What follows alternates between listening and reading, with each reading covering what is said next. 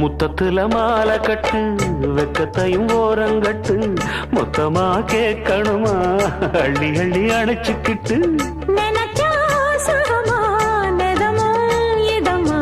தனியா வரவா தரவா பதமா